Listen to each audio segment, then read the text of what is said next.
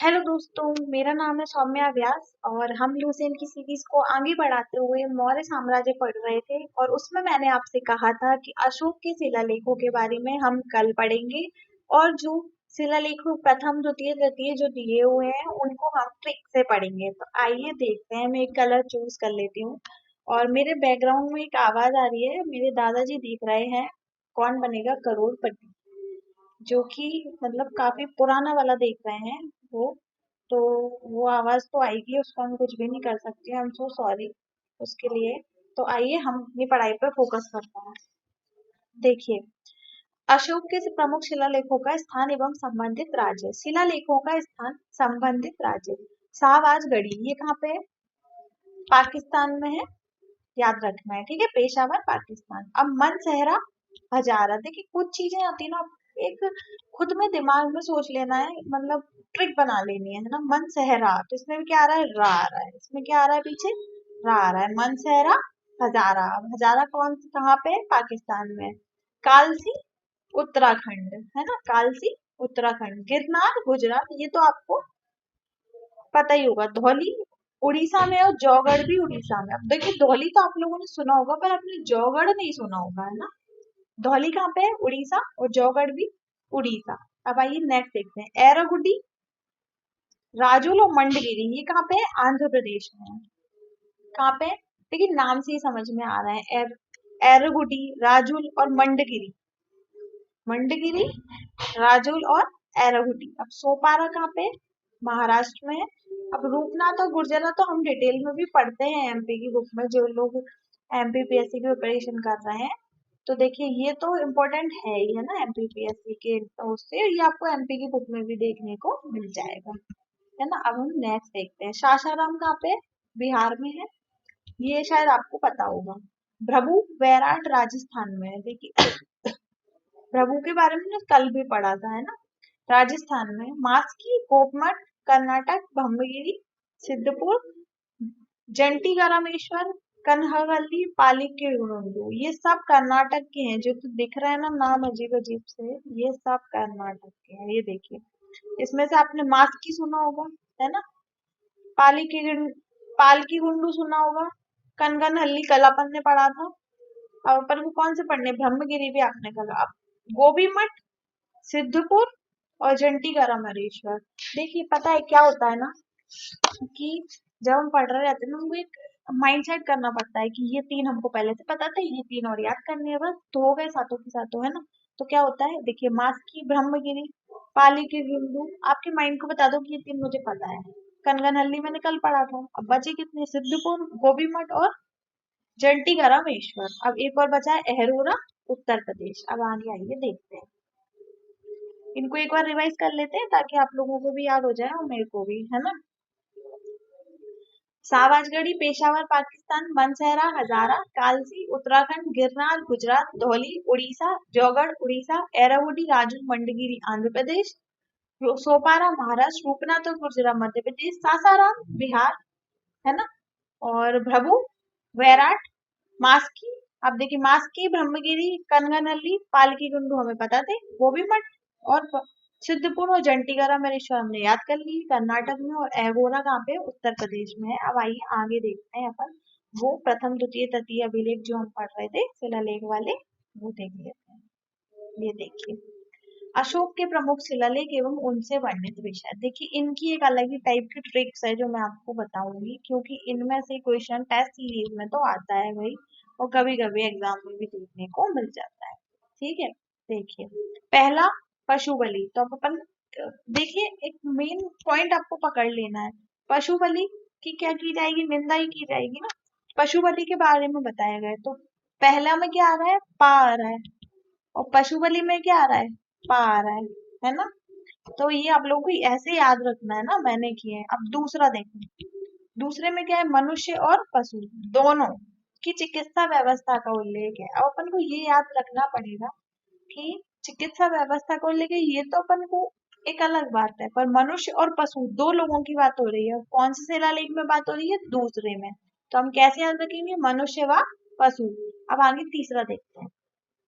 देखिए तीसरा शिलालेख, इसमें राजकीय अधिकारियों को यह आदेश दिया गया है कि वे हर 5वें वर्ष के उपरांत मतलब हर 5 साल में क्या करें, दौरे करें। अब सबसे इम्पोर्टेंट वर्ड क्या है इस पूरे इसका, दौरे करें, जिसमें क्या किया गया है, धार्मिक नियमों का उल्लेख भी है इसमें, है ना।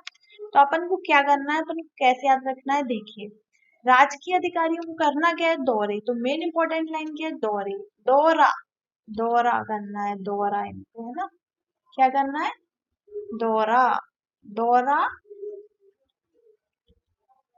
देखो लिख देती हूँ ताकि आप लोगों को थोड़ा सा अलग से याद रहे, है ना, दौरा।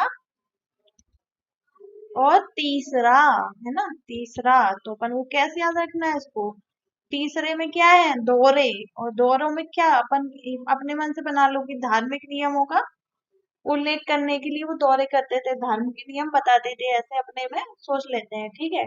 अब देखो चौथा, चौथा पढ़ना है अपन को। चौथे में कैसे पढ़ेंगे, देखिए चौथा देखिए, भेरी घोष की जगह धम्म घोष की घोषणा की गई है। अब देखिए भेरी घोष और धम्म घोष ये चार चार वर्ड के अक्षर हैं, है कि नहीं है, धम्म घोष और भेरी घोष। तो जहां पे भी धम्म घोष और भेरी घोष दिखेगा आपको, तो आप क्या समझ जाओगे कि ये चौथे अभिलेख में है, शिलालेख में है। अब आइए आगे देखते हैं, अच्छा इंटरेस्टिंग है ना। आपको पसंद आ रहा हो तो वीडियो को लाइक जरूर कीजिएगा, है ना। मैंने पता है लूसेंट में बहुत सारी ट्रिक्स खुद से बनाई है, ये आपको कहीं दूसरी जगह देखने को नहीं मिलेगी। पांचवा देखो, पांचवे में क्या है, धर्म महामात्रों की नियुक्ति की गई है। अब महान मात्र मतलब कि ये धर्म के कुछ ज्ञानी पंडित वगैरह होते होंगे, है ना। तो महामात्र को अपन क्या पढ़ लो, महापात्र है ये, मतलब बहुत बड़े पात्र हैं। तो पात्र से क्या याद हो गया अपन को, पांचवा मतलब धर्म महामात्रों की नियुक्ति की जानकारी मिलती है। अब अपन को क्या करना है, छठा। अब देखिए ये इतना इम्पोर्टेंट है ना कि आप मतलब आप बोलोगे वाह क्या ट्रिक्स बनाई है। अब देखो छठा मतलब आत्मनियंत्रण। अब सिक्स में आत्मनियंत्रण दिया है, सिक्स सेंस, अभी नहीं अभी नहीं अभी नहीं, सिक्स सेंस क्या बोलते हैं, सॉरी माफ कीजिएगा, सिक्स सेंस, सिक्स सेंस पे क्या होना चाहिए, हमारी इंद्रियों पे हमें क्या होना चाहिए, नियंत्रण होना चाहिए, है ना। तो कैसे याद रखेंगे इसको, छठवे में क्या है, सिक्स सेंस, आत्मनियंत्रण। अब सातवां और आठवां, तो कैसे याद रखना है, तीर्थ यात्राओं का उल्लेख है। अब अपन कैसे याद रखेंगे, देखिए ये बहुत ज्यादा, ये भी इंटरेस्ट, सारे इंटरेस्टिंग बनाए मैंने। सातवां और आठवां मतलब सात, सात क्या होता है, मतलब साथ साथ यात्राओं पर किस कैसे जाना चाहिए, साथ साथ में जाना चाहिए। तो तीर्थ यात्राओं का उल्लेख है 7 और 8 में, है ना। अब आ जाइए नवे पे आ जाते हैं, ठीक है। देखिए कुछ की ट्रिक्स जो मैंने बहुत अच्छे से बताई हैं, आप कभी जिंदगी में नहीं भूलोगे उन्हें। अब आगे देखते हैं अपन, ठीक है, नवा देखते हैं, सच्ची भेंट और सच्चा शिष्टाचार का उल्लेख है। देखिए कुछ ऐसे हैं जिनका मेरी कोई ट्रिक बना नहीं पाई मैं, आप इसको याद भेंट जो होती है, देखिए सच्ची जो भेंट है और शिष्टाचार है, तो उसके बारे में अपन क्या करेंगे, इसको इससे तो याद नहीं रख सकते अपन इसको, तो अपन कैसे याद रख सकते हैं कि जब अपन तीर्थ यात्राओं पर जाते हैं तो लोग लोग क्या करते हैं, अपन से भेंट करने के लिए आते हैं, है ना। जब अपन तीर्थ यात्राओं से वापस आते हैं तब अपन से लोग भेंट करने के लिए आते हैं, तो अपन इसको ऐसे याद रख सकते हैं कि 7 और 8 में हो गई तीर्थ यात्राएं और नवे में क्या हो गया, भेंट, है ना। अब देखिए 10वां,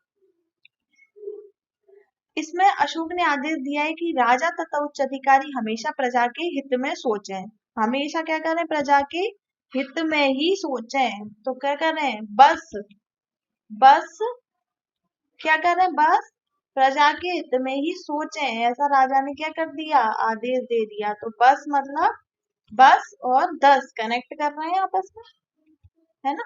तो अपन को ऐसे ही याद रखिए, क्योंकि ये कि जो टेबल वाली चीज होती है ना, ये ऐसे ही याद होती है ट्रिक्स से, कोई का भी टेबल हो। जब मैं आपको आर्टिकल्स पढ़ाऊंगी ना, तब मैं आपको आर्टिकल्स में पता है, मैंने आर्टिकल्स में कुछ ट्रिक्स बनाई ना, इतनी अच्छी शानदार ट्रिक्स बनाई है कि मैं आपको उनकी शॉर्ट्स बना के डालूंगी, और आप लोग जरूर दिख रहे हैं, और आपको दूसरी बार पढ़ने में दिक्कत नहीं होगी, इतनी अच्छी मैंने आपको कुछ ट्रिक्स बनाई है, जो मैं जिसको भी बताती हूँ ना तो होता है वाह। अब आइए देखते हैं, अगला देखते हैं ना, चलिए।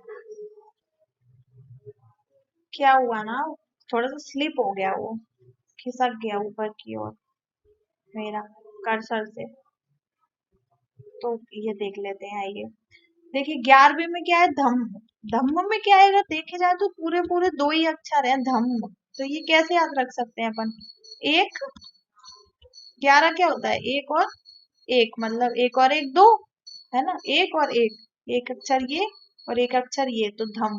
12वां देखो, इसमें स्त्री महामात्राओं की नियुक्ति एवं सभी प्रकार के विचारों के सम्मान की बात की गई है। 12 मतलब बराबरी, तो बराबरी किसकी, स्त्री और पुरुषों की। तो क्या किया गया है, स्त्री महापात्रों की नियुक्ति की, मतलब उनको बराबरी दी और विचारों के सम्मान की बात कही, है ना।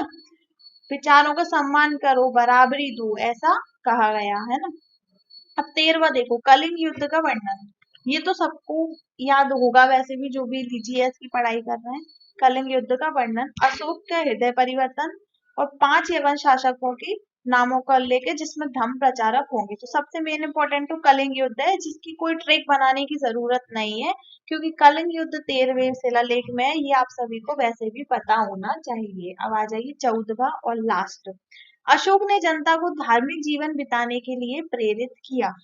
14वें में क्या दिया है, युद्ध के बाद में क्या हुआ था, अशोक का हृदय परिवर्तन हो गया और वो धर्म की ओर उसका विश्वास हो गया, है ना। तो बस 14वें में आप याद रख लो कि धार्मिक जीवन बिताने के लिए प्रेरित किया। तो आप देखिए इस वीडियो में तो बस फिलहाल के लिए इतना ही है, क्योंकि मैं इसको कंटिन्यू करूंगी, पर हो क्या रहा है ना कि आज मैं थोड़ा सा बिजी हूँ। करवा चौथ है आज, तो है ना, मुझे मम्मी बार बार आवाज लगा रही है, पता नहीं क्यों, 2 बार वो गेट बजा चुकी हैं, इसलिए अब मुझे जाना पड़ेगा। तो इस वीडियो में इतना ही, और नेक्स्ट हम पढ़ेंगे इसी का आगे का। आपको ये ट्रिक्स वाला ये जो चार्ट है वो पसंद आया तो लाइक कीजिएगा, चैनल को सब्सक्राइब कीजिएगा, और पूरी लेसन का हम इसी तरह इंटरेस्टिंग तरीके से पढ़ेंगे। और वीडियो पसंद आए तो लाइक कीजिए, चैनल को सब्सक्राइब कीजिए। Thank you.